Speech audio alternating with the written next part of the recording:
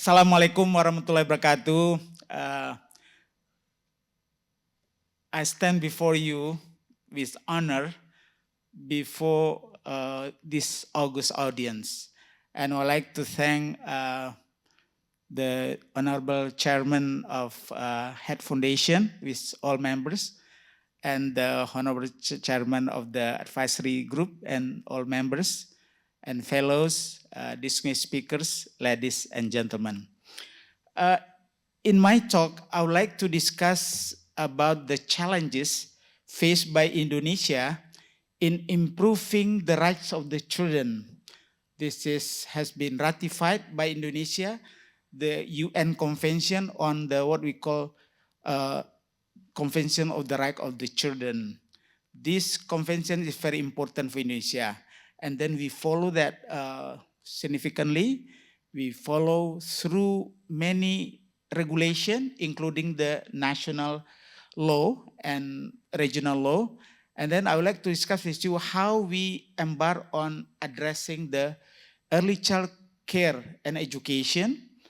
And then we increase the approach of early child care and education in Indonesia by integrating health, nutrition, parenting, in addition to the psychosocial stimulation, and bringing what we call the protection in every aspect of the children's life.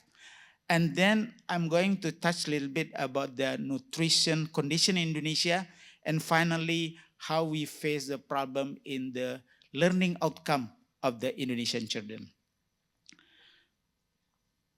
Right now, we have the foundation and we have obligation to fulfill the right of the children, and right to live, right to growth and development, right to be a center of development, and also we have to address everything on the basis of for the best of the children interests, for the right of the children, and this kind of the foundation of the fulfilling children's right ratified by Indonesia in 1990, 1 year after the UN Convention has been issued. How we address this? Because we believe that 3 P's, we have to ensure the provision of all of the right of the children, and then also the protection of them in many aspects. But in addition to that, we also have to address how the participation, because the age group of the children is 0 to 18 years old.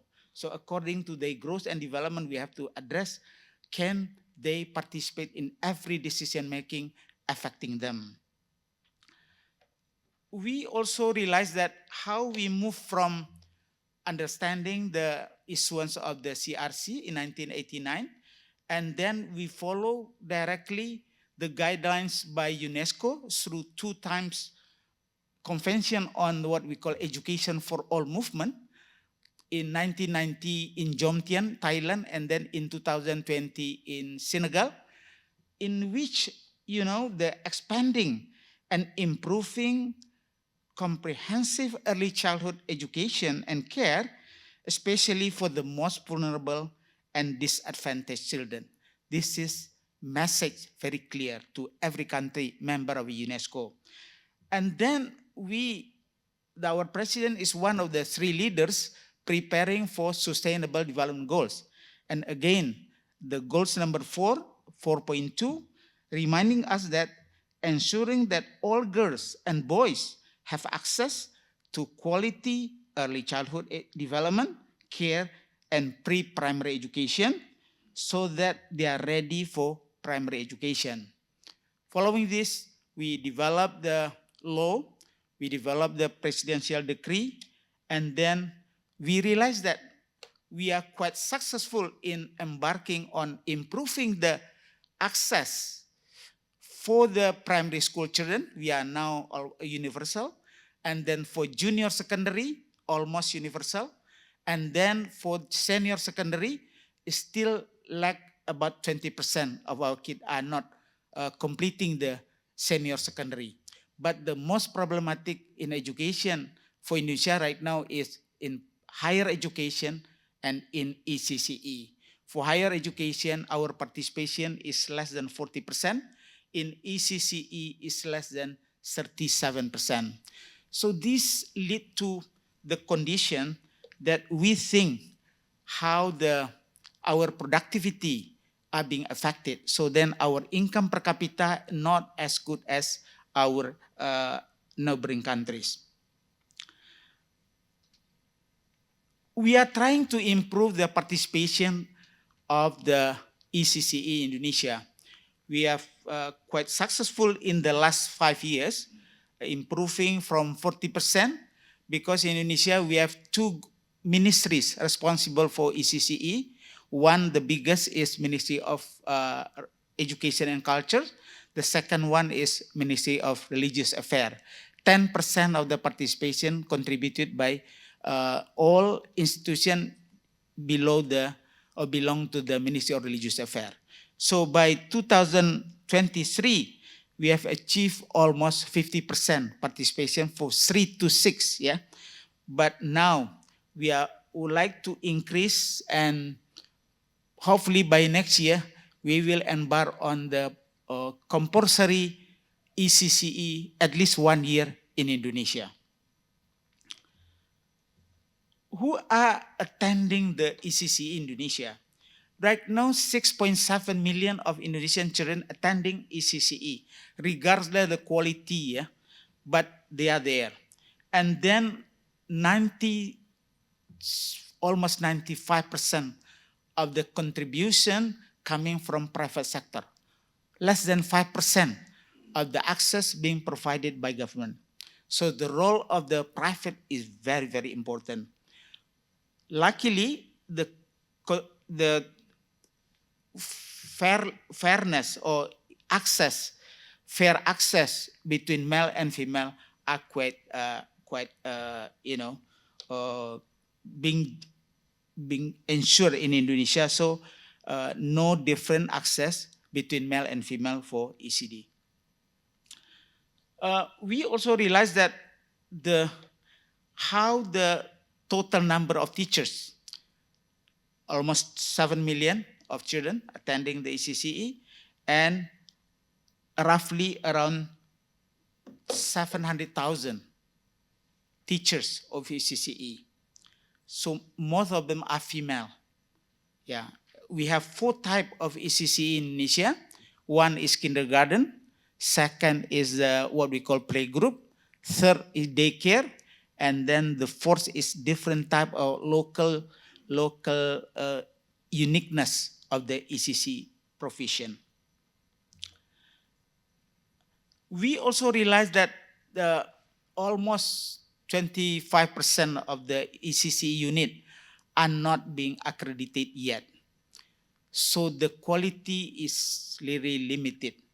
And many of the teachers actually coming from private, and also the education of them, around 50% of our ECCE teachers is with the education less than 4 years, in university level. So the rest, another half, is only graduate from junior high school with some training, or senior high school, or even some of them only diploma. So the really relevant teachers in Indonesia right now is only half of them addressing the quality of ECCE. Luckily, because the encouragement of the committee and family about the importance of ECCE, and then also the huge expansion in the last 20 years, the age of our teachers is very young, you know. More than 80% of them are below 50 years old, and more than half of them are below 40. So we have the very young teachers ready to be improved, to be improve the capacity, and also ready to engage in many continuous professional development. But then the question, how to address them? What our aims in this effort? First, we would like to introduce through our CCE program religious and cultural values that lead to better character.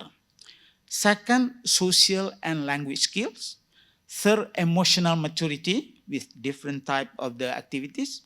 And then comprehension on the positive learning.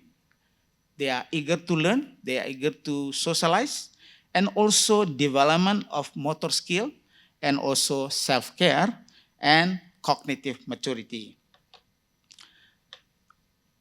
Now I would like to start with why Indonesia feel that we need not only just ECCE, but starting to combine with other aspect of education and bringing health, nutrition, protection, and also parenting. So that we call this concept is the holistic and integrative early childhood care and education. We realize that many studies shown that children, for their, for their future career and future education, need not only education, need not only psychosocial stimulation, but also they need health. They need fulfillment of the nutritional need, and also very important, as we know, the protection. So how these four pillars, psychosocial stimulation, which is education, and nutrition, health, parenting, and protection, can be combined by different actors, but every child from 0 to 8 or 0 to 6 by our definition need to be catered in those five pillars. We realize that children have essential needs that must be met for optimal development. So then high quality human resources can be expected. The absence or lack of services to meet essential need is impacting children, so then their right is not being fulfilled. So as I mentioned before, health, nutrition, care, protection, and welfare, and also how wider community, different sector, and also university can contribute to the fulfillment of the children's right. This is some data. We have around 30 million, not big number, and 70% of them are underweight, and 21% of them are stunted. And then also only 17% of children spend time reading, and only less than 12% using the book for the reading in the household. And about 6 out of 10 children receive primary immunization, so we miss 40% of our kids not having complete immunization, and others data, yeah?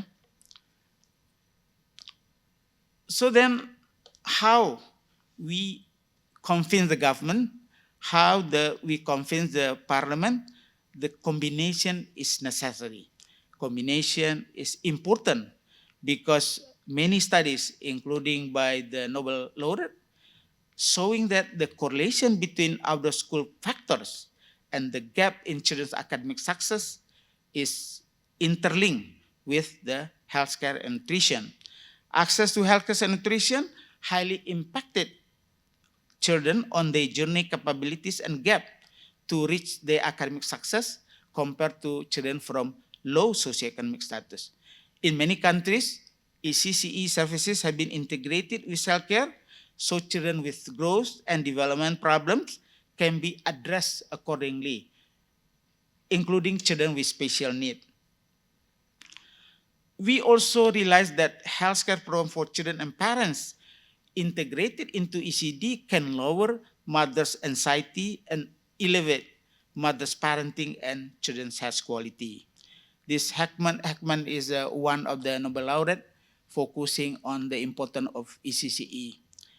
The healthcare method employed by Heckman was through home visit. So the special mentor or tutor or educator going around helping families with problem with the kid to address not only psychosocial stimulation, but also health and nutrition, including the how the parenting skill being improved at household level.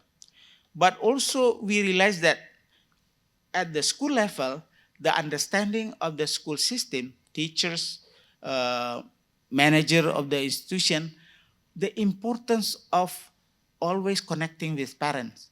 So then both parties, parents and teachers, can really detect as soon as possible the condition of the children and do the early intervention as needed, so then the growth of development of the children can be fulfilled. So then how can we also ensure that the empowerment of parents can elevate their confidence to support their children's learning process? It is important to also train parents to actively participate in the children learning journey in further education. Many studies also shown that all efforts to support parents can provide long positive impact for themselves, for parents themselves, and then for the children. It is not only serve the purpose for low-income families, but also to all families, regardless their background, because parenting is not only available within low-income families. So I think, dear friend, in that regard, we believe that the uh, I just I just go to this. So finally, Indonesia agree that okay, we have to embark on new type of ECCE. We call it holistic and integrative, even though this is already practiced in many parts. But we need all sectors. They have to contribute. Education sector, health sectors, nutrition component, but also the component nurturing the household through the positive parenting. And then the protection of the children can be fulfilled. In our evaluation, what are the problems? We found that the understanding about the holistic and integrative ECCE is not there. Uh, Many actors, including local government, assume that ECCE a kind of new type of the ECCE, while actually in every ECCE, this kind of the integration need to be secured. But for them, look like we have to build the new type of ECCE with holistic and integrative. So then we have to convince them. And then also the understanding of the sector. Many sectors feel that this is the the responsibility of education sector, not us from health, not us from nutrition, not us from the fulfilling of the basic need from social welfare. So then the look like they are waiting rather than positively coming to every CCE center and then providing service, because they obligation to ensure the integration of these 5 pillars. In addition to that, we also realize that the data is not easily available. Data of growth and development of the children, understanding the data, having some kind of the panel, every month they can discuss this. And we also realize that in addition to that, the obstacle conducting parent classes, as mentioned by chairman and also by CD and by Mr. Fitness, time is also is always constrained, especially in poor family or low educated families. So then right now in Indonesia, we have what we call the program Keluarga Harapan, Family Hope Program, addressing 10 million of the lowest income families in Indonesia. And then we have session every month for 10 million families to address this kind of holistic and integrative approach to the bringing their children. So how we face these challenges? Support system for data. We have many survey, but we also would like at the village level data, we need data for intervention. So then we need data by name, by address. And you can imagine Indonesia has 73 million households. We have now population of 280 million altogether. So then we have based for survey, we have down to district, we have 354 district, 514 district. But to have programmatic targeted intervention, we have data by household, by name, by address. Second, how can we improve the professional of our teachers? 700 million of them, and half of them are not up to the minimum qualification. And then also school environment, not only physical, but all other ecosystem, and also the affirmative policy, especially for the needy in the many part of the less developed areas in Indonesia. So then what we aim for, and we do hope the Head Foundation can join us in this journey. One, we would like to always increase parents' understanding, and we have now what we call the premarital counseling. Before any young couple stated the wedding date, and they have to register 90 days before that. So then during 90 days, the health sector can facilitate the whole examination and intervention like anemia, malnutrition for the female, etc. And also how to become the good parents, how to be ready to decide about the pregnancy, what kind of preconditioning need to be fulfilled. So then parenting is one of the way for the future. Expansion of education services, especially for the lower age, 0 to 3, this has to be addressed in household, but also we would like to increase the role of what we call integrative health posts.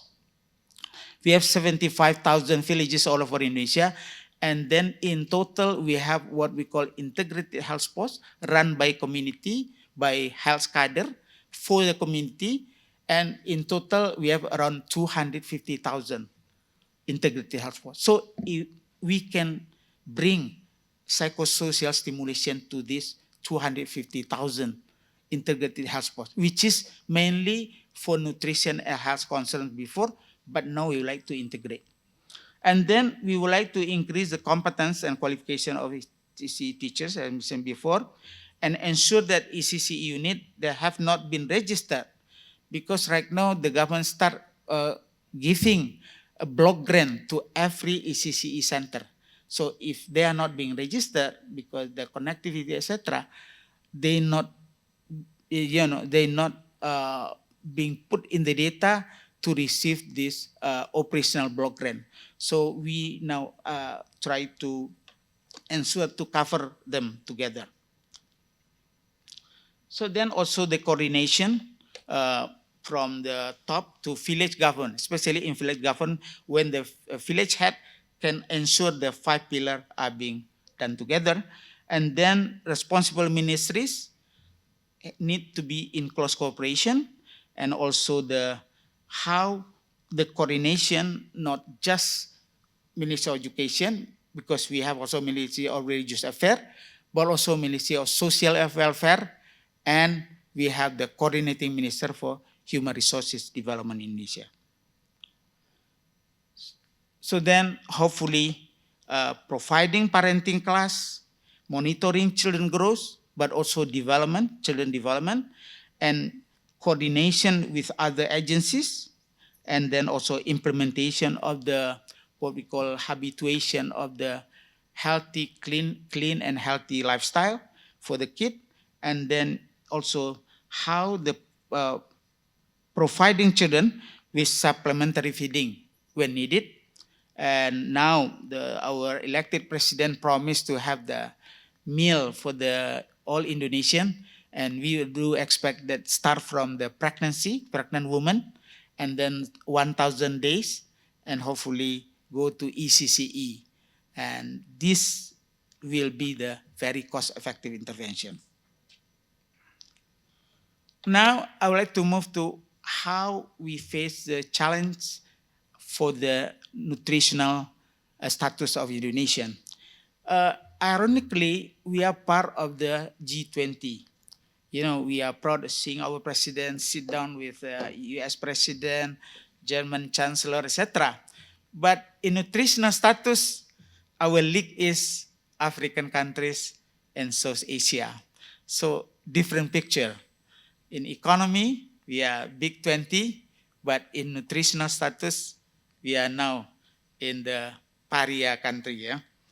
So then, why this? And because stunting in the last 20 years become very, very prominent in the dialogue, not only from health point of view, but also from the total development.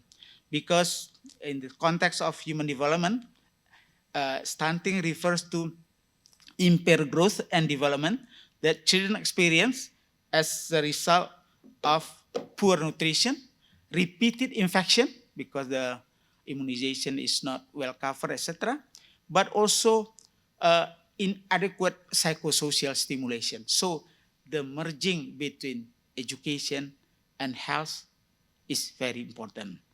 It, it typically manifests as low height for age and is often used as an indicator of chronic malnutrition and overall health status during childhood. So this is in the last 10 years, the president annually lead the meeting, cabinet meeting, on addressing stunting. I'm nutritionist by training, medical doctor by training. I never seen this in the last 35 years of my career. The president talked about one aspect of health, which is nutrition, but because stunting is become a very prominent in the global context, but also not only for health, but also for productivity and welfare of the people. We start collecting data for nutrition in 2007. And every 3 years, we have national aggregation of the data. And then we go down to provincial aggregation. But as you can see from this bar, the reduction in stunting is very slow, very slow. And then we have national strategy. The president instruct all ministers to come together, and we have national strategy, first led by Ministry of National Development Planning. And so then the reduction start to show. And the president in the second term, the President Jokowi, brave enough to select 14% as the aim for reduction stunting target. We expert at the time only believe is around 19%, but the president select 14% because he felt that this is morally obligation of the government, of the whole community. So then for that, we need to reduce stunting by more than 3% per year. So you know that this is a Lancet frame of work. Lancet is one of the prominent journal in medicine. So then the stunting as well as wasting, low birth weight, and also micronutrient deficiency responsible for child and maternal morbidity and mortality, impair physical and cognitive development, decrease economic productivity, and then compromise adult health, especially with non-communicable diseases. So then it starts from the youth, if they are chronic malnutrition during the youth age, and if they are anemia already, and we have about 36% of our youth, 14 to 19 years old, are anemics. And then this lead to the not better preparation during the pregnancy, And now our anemia level for pregnant women in Indonesia is close to 50%. That's why our mortality, maternal mortality is still one of the highest in the region. 189 mothers die cause of the disease that can be prevented during, among the 100,000 of live births.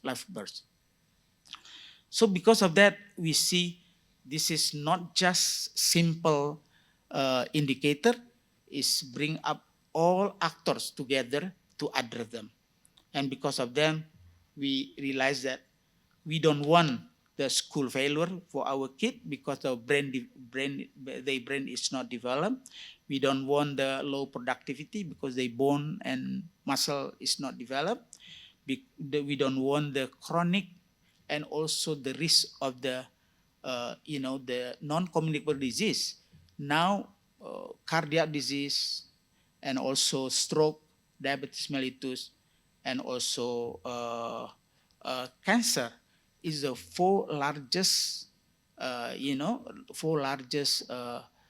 disease that kill Indonesian.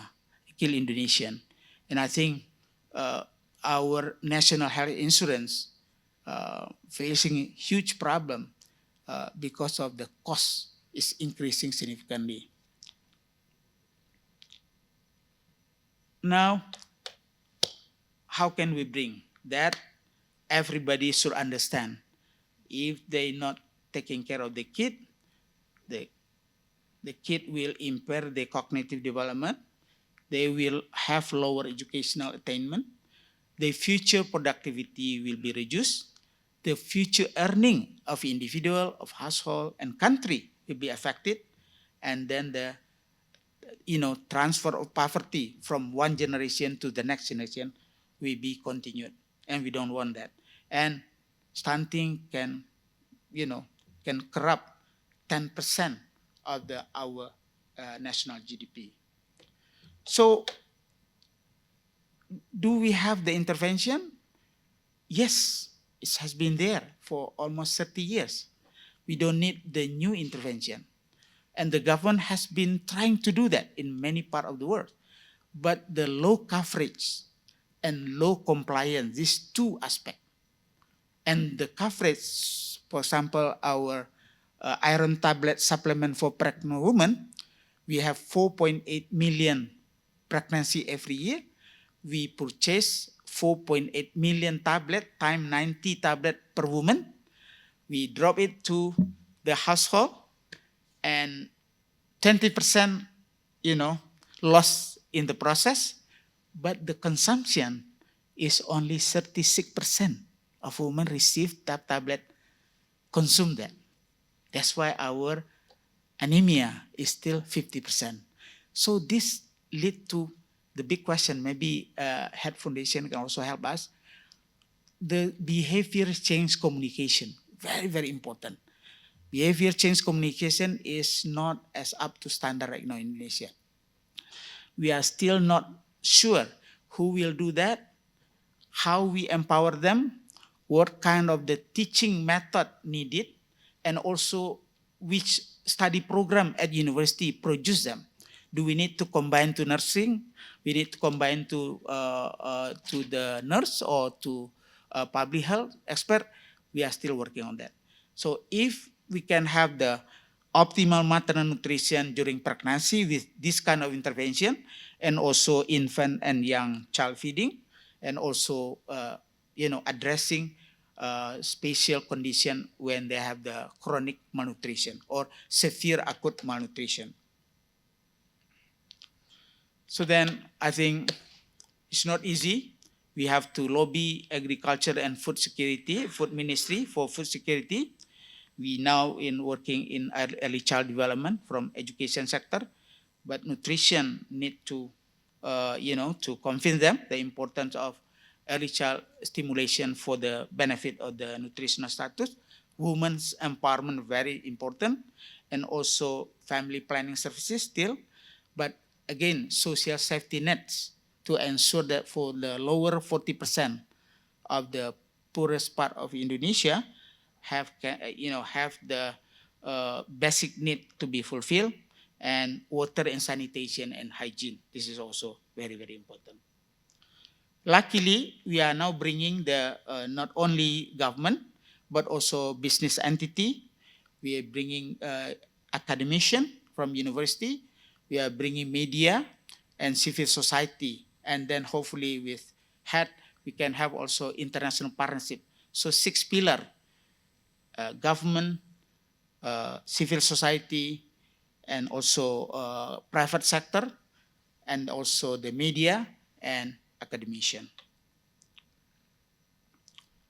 Now, I would like to, because of time, 25 minutes left, I just want to go to show you, we have tried to do our best, but unluckily, in the last 2 years, the reduction of stunting in Indonesia is very limited. The reduction is only 0.1%, while we aim for 2024, the prevalence stunting should be around 14%. It's far away. But we should learn from our mistake. We need partnership. But right now, 5 million children of Indonesian lost 10 to 15 IQ point for each child, and 20% less productive than their peer. And our total GDP right now being corrupted by stunting is 2 to 3% per year. It's one new capital cost just because of stunting. We can have that money if we can prevent stunting. So our right now key component, sustaining public commitment. Hopefully the president elected president is also promising on this, and result-based convergence of planning and budgeting. We are tagging now who contribute to the stunting reduction intervention, which ministries, how much money, to whom they are targeted, and how effective the program. Aligning incentive for district, because we have 514 districts. They are the one who deliver the program. The government only provide money, provide regulation, but the actors, the important actors, is the chief of the district and mayor. So then finally, for the stunting, we have more than 250,000 of integrated health posts in Indonesia. The big question is, how can we revitalize them? Because they are there. It's been there since 1980s. We have voluntary contribution from the community, but the technical aspect of the stunting reduction is quite unique, and it's not easy for them to understand. And then we need capacity building. We need to bring the technology to this 250,000 integrated health posts. So then data can be collected easily. Data can be used for evidence-based intervention. And then data can be shared among the actors involved in the stunting prevention and reduction. So now my last part is about the learning outcome for Indonesia's children. Even though, and many experts in this room, education outcome is not only about cognitive. It's more than that. Education outcome is about spirituality, character, soft skill, etc.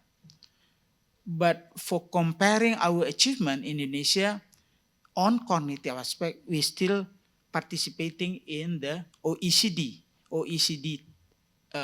PISA test program for international student assessment. Has been there since 2000. In addition to OECD member countries, many countries also involved. Indonesia one of them, and we start participating in OECD PISA test in 2000. But then the last test showed that our kids are not up to our expectation. They scores even lowest than the previous one. It is because of the COVID. COVID impacted. But our concern is why the score is so low and how much that can be caused by COVID, how much that unresponsive learning methodology in Indonesian school. So this is our data for math and for reading and for science. And as you can see, almost flat for the last 20 years in all scores. And then if we look into the last result, and our data show that our kid only get score less than 400. That's why one publication, say that it will take 90 years for Indonesian children, 15 years old, to achieve the score of PISA currently being achieved by Singaporean, by Sweden, by all kind of the OECD member countries. Yeah, we are not aiming that much, but when we learn from Vietnam, from China, how they improve very fast. So must be something in Indonesia that can be learned, and then we need to turn around this condition to go for better result. For OECD, this is the OECD average. Yeah, also decreasing because mainly because of the COVID, but the average is still around 500, while Indonesia is below 400. So then, what is the highlight of this? We know the data is showing us we need to improve, and our question is, what are the causes of this result? This is one data. In PISA test, you have 8 level. AC is the lowest, 1C the lowest, 1B, 1A, second, third, fourth, fifth, sixth. So if you kid belong to the 5th or 6th level, they are the inventor, they are the innovator. If you kid below the level 2, they cannot work in the economic, in the modern economic, because they cannot read the manual, they cannot understand simple. So this is the condition. We try to understand our kid. Right now, more than 80% of our kids in mathematics are below level 2. Below level 2. We are not alone, but for OECD average is less than half. And we also, the same thing happened in reading and also in science. This is one message. But the second thing, how much we rely on our kid to be inventor and innovator. And in average for mathematics, for OECD, they have 9% belong to level 5th and 6th, inventor and innovator. And then for mathematics. For reading, around 7%. For science, around 7%. For Indonesian kid, almost none. Because 0. So then this is one of problem. Even though our kid is, the number of Indonesian kids participating in the PISA is huge, but still, on the average, on the percentage point of view, we still need to work seriously. How can learning process in Indonesia can be improved? So then, why Indonesian students? What they can do, what they cannot do. Right now, I just would like to summarize because maybe we can have some time in the discussion. So then, Uh, in reading, in mathematics, sorry, in mathematics, as I mentioned before, only 18% of our kids below level 2, 18%. If we compare to Singapore, 85%. And then Macau, China, Japan, Hong Kong, this range is above 80%. We have only 18%. So, as I mentioned before, the low performers are quite significant and big number, and while in inventor or innovator are less than our expectation. The same thing happened for reading, and the same thing happened for science. So for example, in science, only 34% of Indonesians reach level 2 or higher, while OECD average is more than double. At minimum, the student can recognize the correct explanation of familiar scientific phenomena. They can use such knowledge to identify in simple cases whether a conclusion is valid based on the data provided.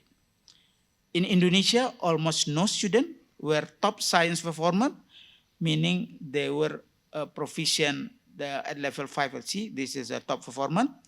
While OECD is, as mentioned before, 7%. These students can creatively and autonomously apply the knowledge and of and about science to various situations, including unfamiliar ones.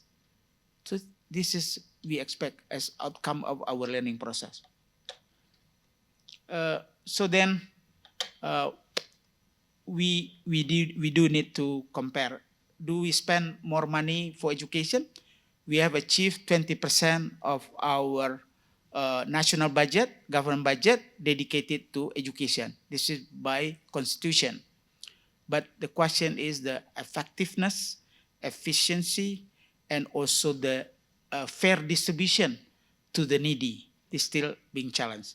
In average, we only spend 19,000 for between, between 6 to 15 years old, while others, almost 4 times comparing to the Indonesian spending education.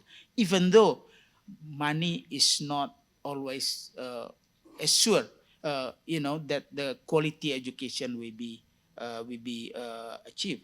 But at least we need to work out because from the total GDP spending of Indonesia for education, we are still below than the region average. Again, teachers' quality and professionalism. And I'm glad that many projects and NUMA and others being explained by head.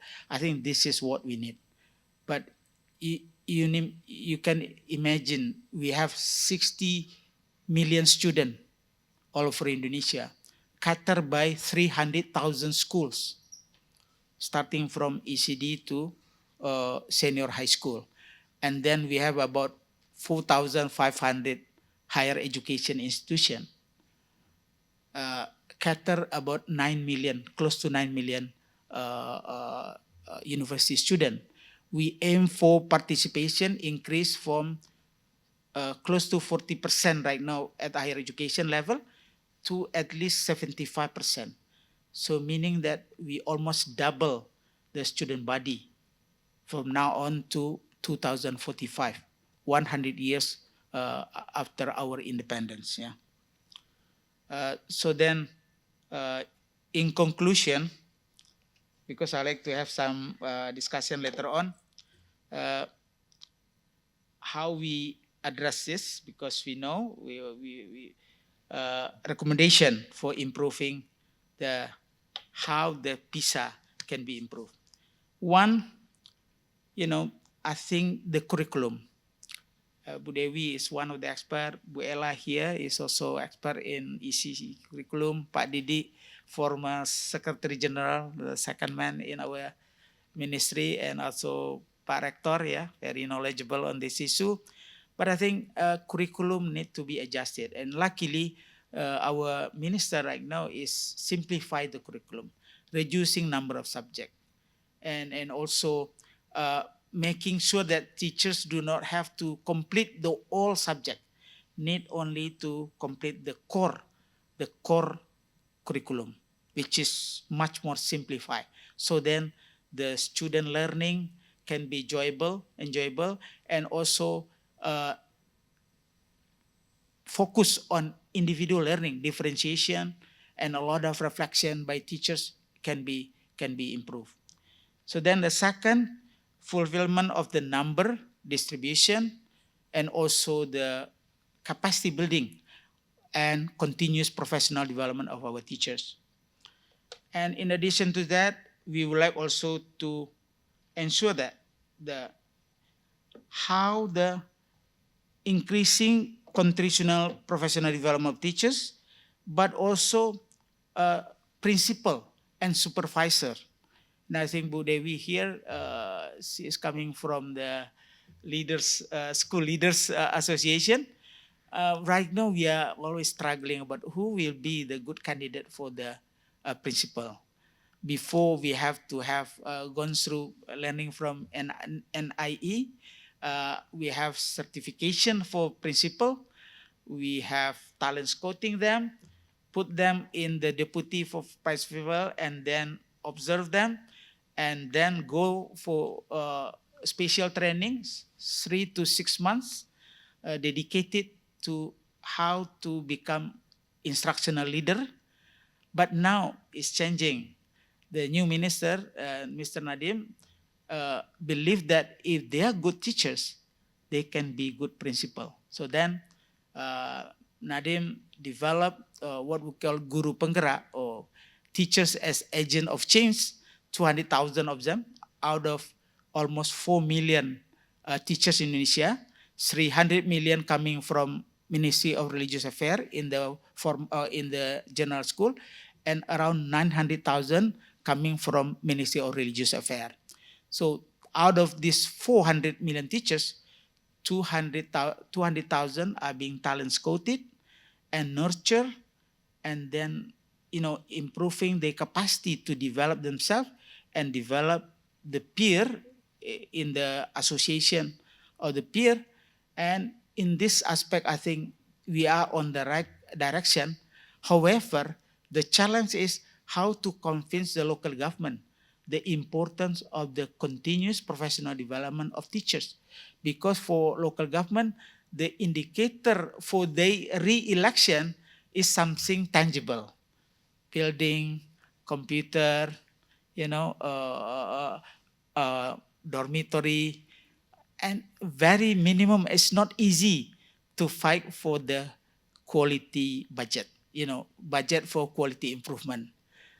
So I think in this aspect, the Enuma school can show that regardless the facility, once you create the ecosystem, you have good manager, you have digital technology supporting everybody, and then content can be developed, user-friendly content, but accessible to teachers so they can learn from each other on continuous level, at individual level, at school level.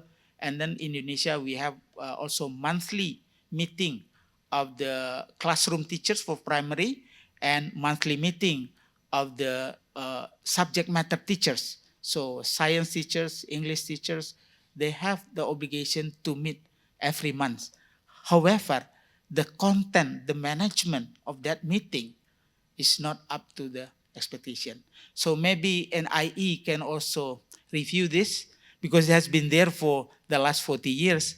And now our minister changed the name to the Komunitas Belajar Learning Community, but linking them through digital rather than offline. While Indonesia need both.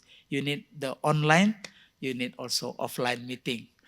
So in that regard, I think and with the head can also discuss this with our government or our our group that really keen on improving the teacher quality, continuous professional development of teachers, preparing for the supervisor, and preparing for the principal of the almost 300,000 school all over Indonesia. Thank you for your attention. In the end, I would like to read one of the poet by the Nobel laureate from Chile. This very popular, and I quote many times. And let me read it to you. Yeah. We are guilty of many errors and many faults, but our worst crime is abandoning the children, neglecting the fountain of life.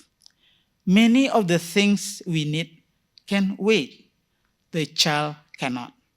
Right now, it is the time his bones are being formed, his blood is being made, and his senses are being developed. To him, we cannot answer tomorrow. His name is today. Thank you. Assalamualaikum warahmatullahi wabarakatuh.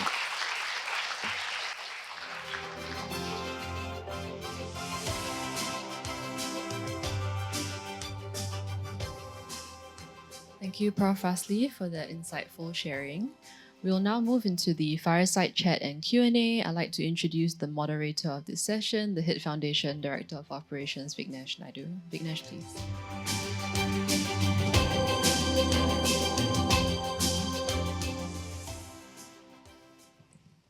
Thank you very much, Prof. Fasli, for a very, very engaging and especially inspirational and educational keynote address. So to start things going, I think I'll ask Professor Fasli a question, especially on the last point that you raised about the importance of continual professional development, learning communities for educators, on the importance of the development of principals and school leaders. So I think a challenge that we have observed in Indonesia, but this also may be true in other countries, is education is given a lot of autonomy at the state level. And as you shared, in these systems, elections are regular and elected leaders need to deliver something. So oftentimes that could be the shiniest, the newest, and the brightest, something that is sexy, something that's easy to sell. In your experience, how do you bridge this conversation to encourage leaders to support investments in long-term changes? Professional development for educators will take years to see outcome. The same would be for principal leadership. How should we be thinking about engaging the political leaders in these provinces and districts to encourage them to support the investment in these areas? Yeah. Thank you, Vignesh. I think first, because 52% of our national budget go to district, go to 38 provinces and 514 district and municipalities, 52%. So remaining being distributed among the sector, and two largest, Ministry of Ministry of Education and Culture and Ministry of Religious Affairs. So then the big question is, how can we we provide KPI for them, tangible yes, KPI yep. that can be not monitored yearly. Yep. Give this KPI to every parliament member in the particular area. Socialize this to civil society, parents group, and also the private institution, etc. So then it's become well known what are the clear KPI should be performed by the district leader. Yeah. So then they will see how to program the education, development activities to lead to this KPI. So I think this, the question is how much and what kind of KPI that can be easily collected, but also can be socialized to be meaningful to parents, to politicians, and also to civil society. And then really continue to monitor and ask the district why they are not performing and comparing. If we are not making them shameful, but I think at least we with them, I mean central government should be with them during the maybe if they don't understand how to read the data, and then if they don't understand how to program based on evidence, and central government should work with them, support them, and send the troop, to the special troop to sit with them, work, and even though monitor and mentoring for 1 year. Okay. So this is very important. I think the political parties and also the parliament need to be informed and to be convinced, because the election will see who support the education, and education is in the heart of every member of the household. So meaning they constituent also. But if not, because right now pork barrel, the budget, even though called education budget, but sometimes being spent by every member of the parliament rather than directly by the program. So that's our problem, and I think making local government, which eat 52% of budget, responsible for education. I think you're right. I think Indonesia puts aside a significant amount of GDP for education, one of the higher numbers at over 20%. But a lot of the money goes into the newest, brightest, shiniest, sexiest, rather than the long-term investment in the educator within the systemic change that is needed. Ladies and gentlemen, let me open to some questions from the floor. If you could just raise your hands, there are microphones at the tables. Please use them to ask your questions. We do ask that you use the microphone because we need to pick up the audio for the recordings and all of that. So, do you have any questions? Yes, Prof. Kwa. Terima kasih, Professor Fasli. I'm Ihyok from Singapore. I'm very impressed with your presentation. As you said, the growth of a child depends not just on nutrition, but also education, health, parenting. Using the PISA score is good, but a PISA score has limitations. The PISA score measures only the cognitive function of a child, but doesn't measure. It's at that time in their life. I'm a psychiatrist. We do research on the brain. And from age of 5 to 12, the number of brain cells that multiply goes up in a very phenomenal way, very fast and very rapid. It is time that the kids begin to absorb a lot of information. But also it is time in their life that the personality is being developed, the character, the moral values. So using the PISA score just to measure the cognitive ability is just one part of a child's development. So in many of the G20 countries, including Japan and even Singapore, we have encountered difficulties among young people. Problem of coping with stress. In the past, the moral values of a child is often been introduced by the mother. The mother plays a very important role. The mother would map your moral compass, we say. But now in all the G20 countries, the parents are both working. The mother's not at home now. So what do you do now? The Japanese have come up with a new disease called hikikomori. It's published in the Lancet. I was asked to review this disease for the World Health, and it's a child that can have difficulty in coping and difficulty in talking to people and poor communication, very reserved, very introverted, and don't want to mix. This become a big issue now in Japan. Even now in Singapore, I see that in my clinic also, my clinic. And therefore, we realized that there must be, as you said correctly, a comprehensive development of a child, not just something cognitive, but also the other aspect of life. I don't have all the answers. I want to throw a question back to you, or what to do. And one way we found that one is to have good mentoring. There's a study done in Boston, a long-term follow-up study of the Harvard Man study, and the first cohort included John F. Kennedy, and they found that after 70 years, those who have done well in America are those who have a good mentor. You know. Although you're from Harvard, some of them became murderers and drug addicts and all that. So that study sometimes been criticized, been very biased, you know. But I wonder whether in Indonesia or even Singapore, whether we can do something to help the children in terms of mentoring them, helping them. If parents are busy, what can be done?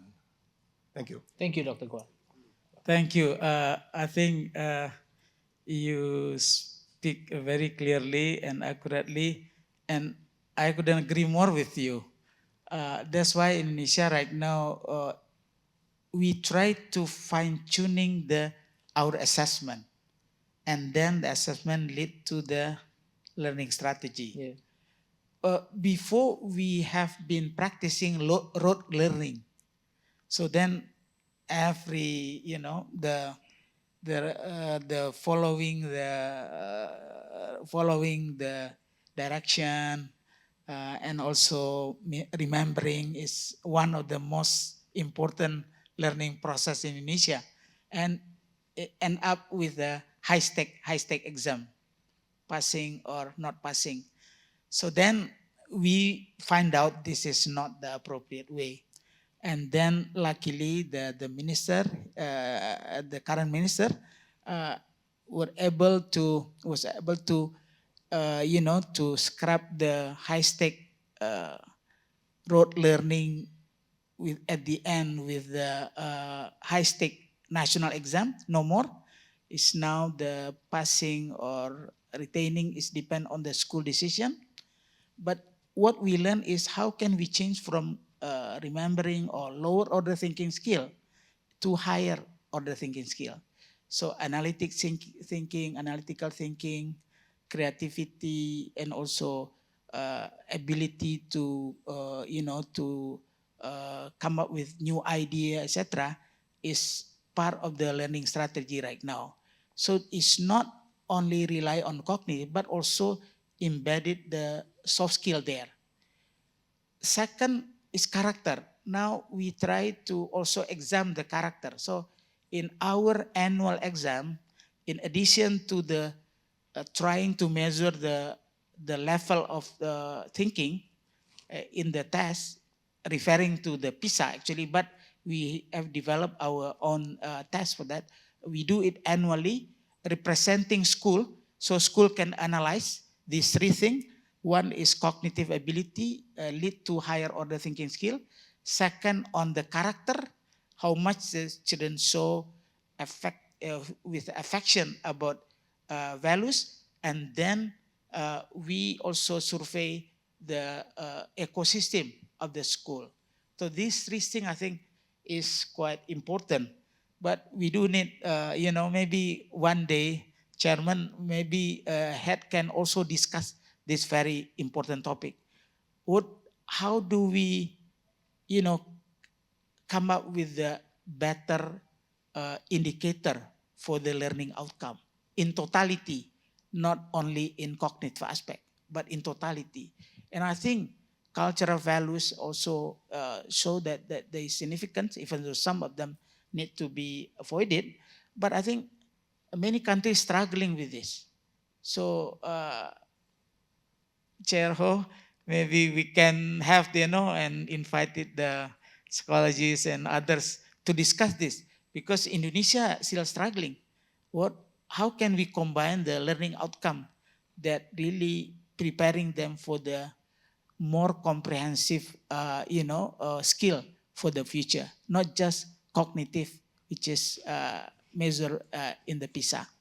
So I agree with you. Maybe head and you can develop Indonesia will be participating. Or if needed, Indonesia can host this conference. Yeah, because we need that. Thank you. Thank you very much, Pak Fasli. I think the changes that Minister Nadiem with the curriculum Merdeka and the changes he has implemented, moving away from summative assessments, is really very courageous. And it's one of the major changes we have observed in the region. So I think that is showing some signs. I think Pak Rector, you had a question?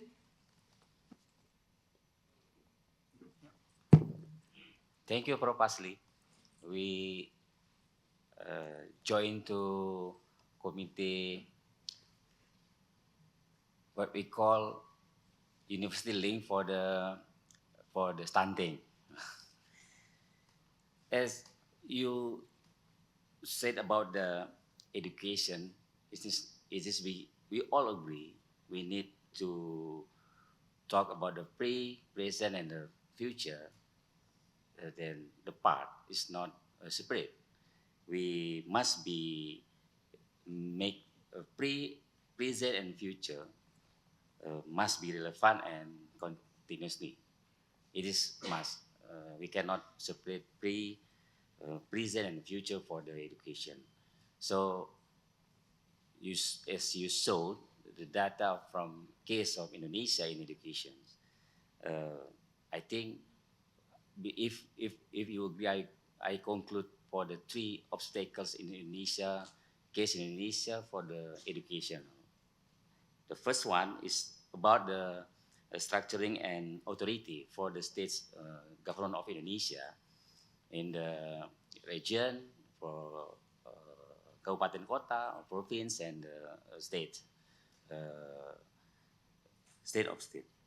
And the second one is about the teacher, curriculum, and the teaching methods. It is not integrated from the others. Because of that, we have a lag from the Indonesia have a lag from the region for the east until the west.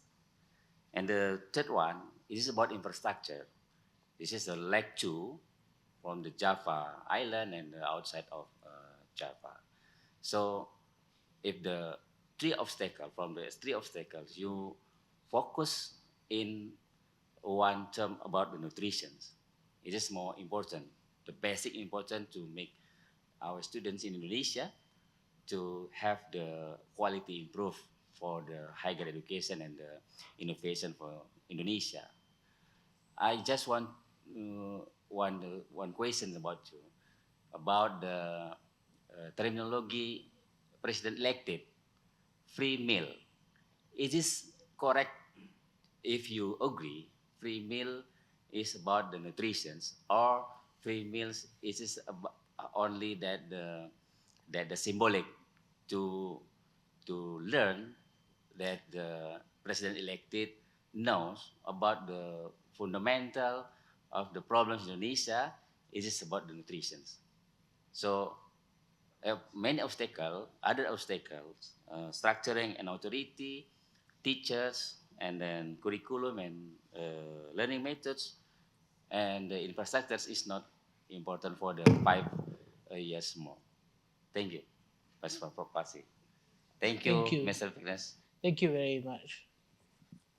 Yeah, thank you, Pak Rector. I think your university and you yourself leading what we have in Indonesia, more than 288 universities going to the district. So like USU have responsible for, I think, more than 12 districts. They are assigning all the lecturer, professor, PhDs, and student to go to every district in that particular area which have higher stunting prevalence, and then guiding the community and ensuring the intervention to be efficient and effective. So that's one model how the university can really involve and bring back to the research, bring back to the community services, bring back to refining the curriculum about their experience in why stunting happening and what are the causes and what kind of the effective and efficient intervention needed by the community. So for free meal program, I think this is a election promise. Yeah, we don't know. Yeah, and people will question this. If you promise, you have to fulfill. That's why we elect you. Yeah.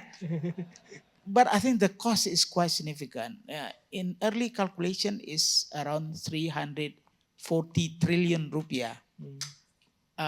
You divide it by 17,000, yeah. Right now, the dollar value is increasing. Before it's only 15,000, $1 for 15,000. Now it's close to 17,000. So if we give every Indonesian free meal, yeah, but for what?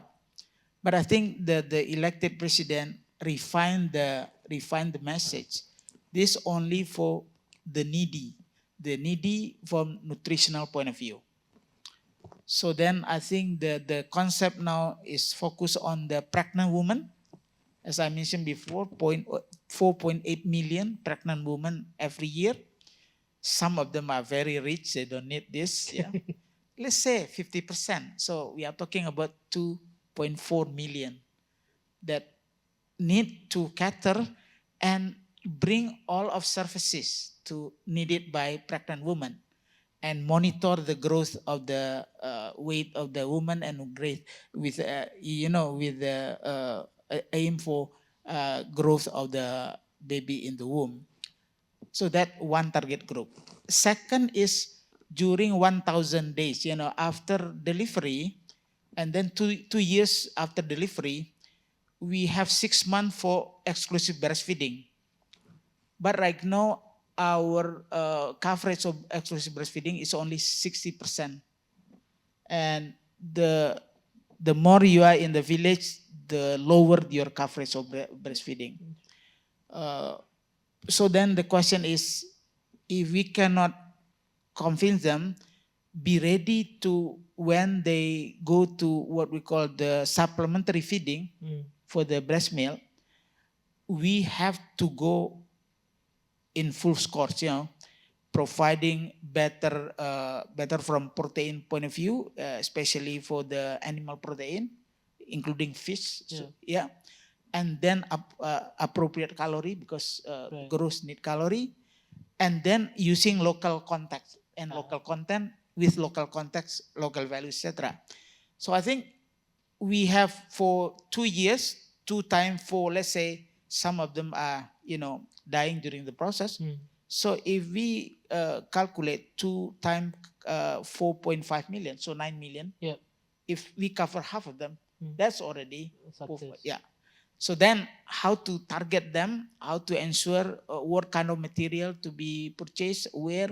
And I think the more we send money to the community, managed by community, and the community can purchase local agriculture product, Yeah. and then bringing behavior change communication, bringing culinary aspect and some technology to make this can be prepared faster than before, etc. So then the next, if we have money, I think for ECCE student, because many of them are eating the last meal 5 p.m. the last day, the previous day. And then something they are not, if they go to ECCE, they don't have breakfast. Yeah. So by 9 or 10 o'clock, they are already, not ready. And some just sleep or cannot move very fast because if they go to sport, etc., they need calorie. They don't have calorie. So I think maybe we can convince the elected president, starting from pregnancy and then during the 1,000 day, especially 2 days after delivery, and then if you have money, go for ECCE. But you're right, if the money going to that program, is the money should go to the quality education, and I think we are not in the right track. So the question is, this not just shifting from education budget. If that money coming from 20% of education budget, while for the quality we are still have the big problem. So this need to be evaluated. But if on top of education, because the election promise, and we suggest to go for pregnant women, and 2 years, the first 2 years after breastfeeding, exclusive breastfeeding, and for ECCE children, especially in less developed district or rural areas. Thank you. Thank you, Professor. I think we fully agree. You're saying if you come to school hungry, how much are you really going to be able to learn? And luckily at the Head Foundation, we don't discriminate on feeding, so even I get fed. And we're going to have lunch pretty soon. So on that note, I think we'll try to take a couple of questions from the room. I see a lady ma'am, and then Dr. Soy. Ma'am, we'll go to the lady first and then to Dr. Soy. We'll take 2 questions back to back. Thank you. My name is Nini. I'm from Indonesia, from Yayasan Plan International Indonesia. As an Indonesian, it's disheartening to see all the data that Fasli has presented.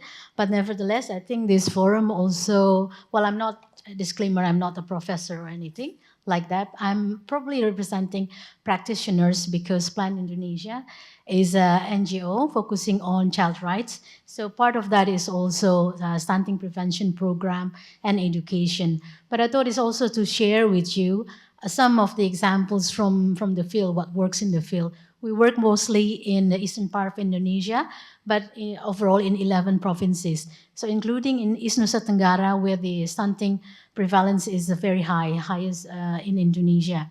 The 3 pillars where we're working, as Pak Fasli has mentioned, these are some key pillars. One is parenting, and then nutrition knowledge, and then water, sanitation, and hygiene. Why this is important? Water and sanitation and hygiene in the areas where we work, in some areas there is no water, or and there's a practice of hygiene and sanitation is really bad. So whatever nutrition that is given to the young child and the babies, they're not, cannot be sustained. But then also parenting is really important, because not only the parents, but because a lot of young children and babies are left with the carers. So the carers also needs to be educated.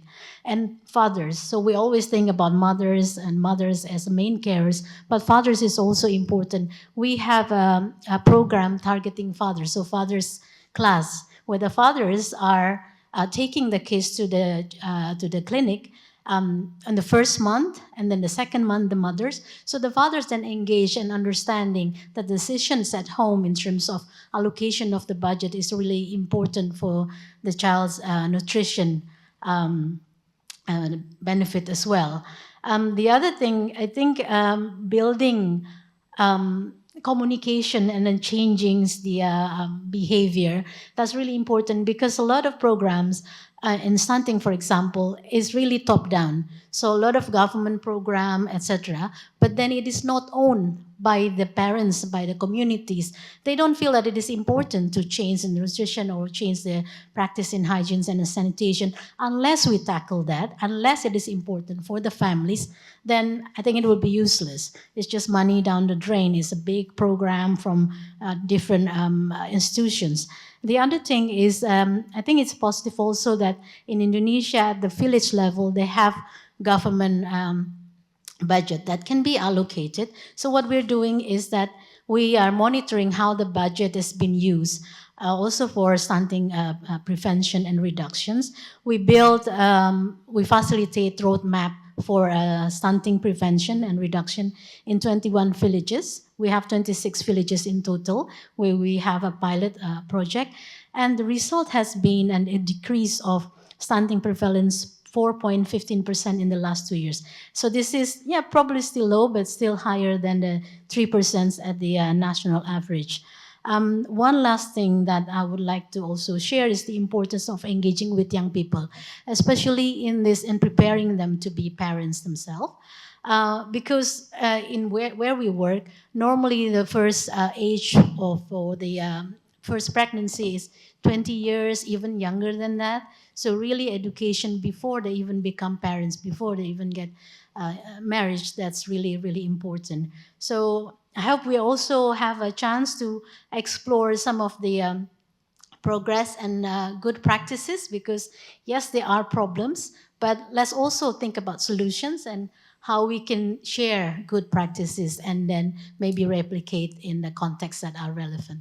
Thank you so much. Thank you very much, Ibu Dini. And that's what we try to do in education, where we share a lot of these good practices that happen in our handbooks and in our series. So maybe we can explore one in the healthcare space. Dr. Soin, you had a question?